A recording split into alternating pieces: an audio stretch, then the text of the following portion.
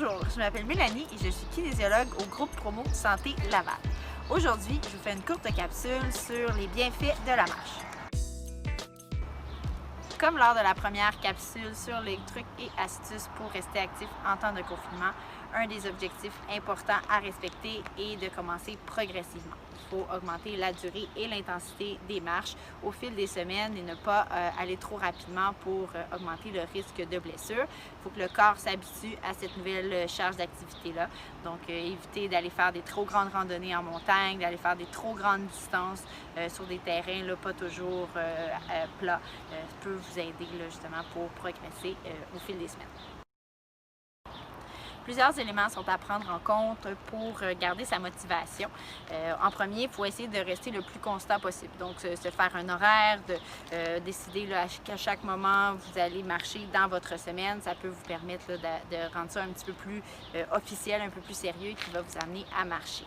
Les recommandations canadiennes en matière d'activité physique sont de 150 minutes d'activité physique par semaine, ce qui est relativement accessible là, si on compte que c'est environ 20 minutes par jour.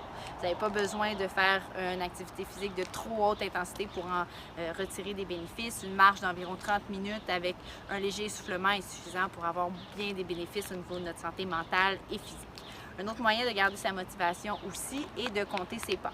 Souvent, on entend la belle barrière là, du 10 000 pas par jour, mais c'est peu accessible pour la très grande majorité des gens. Ils ne considèrent pas nécessairement la condition physique et l'âge des participants. Donc, comme sur l'image que vous pouvez voir en ce moment, le 7500 pas et plus est un petit peu plus accessible à tous pour retirer des bénéfices pour la santé. Vous pouvez utiliser des podomètres qui sont quand même facilement accessible dans les magasins en grande surface. Il y a des montres également qui se vendent avec un podomètre dessus, donc ça peut nous donner un certain objectif d'augmenter tranquillement les pas, comme la progression du premier conseil.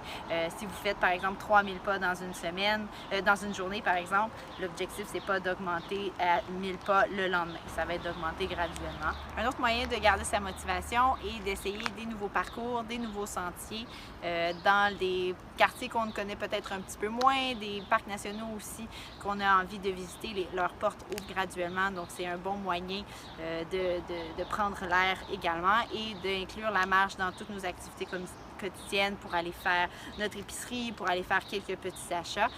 Quand les distances sont raisonnables, ça peut être une motivation également pour marcher.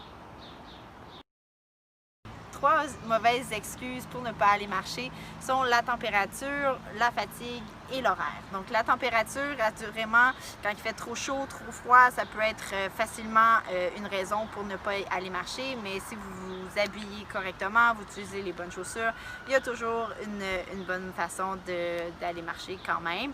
Au niveau de votre horaire, bien, assurément que vous n'avez pas besoin d'avoir une grosse plage horaire pour aller marcher. Il faut seulement utiliser un 10-15 minutes de votre journée pour faire cette activité-là, ou comme je mentionnais avant, si vous utilisez la marche pour faire certaines commissions, pour aller à l'épicerie, des choses comme ça, vous allez pouvoir faire un 2 en 1 et inclure la marche dans vos activités.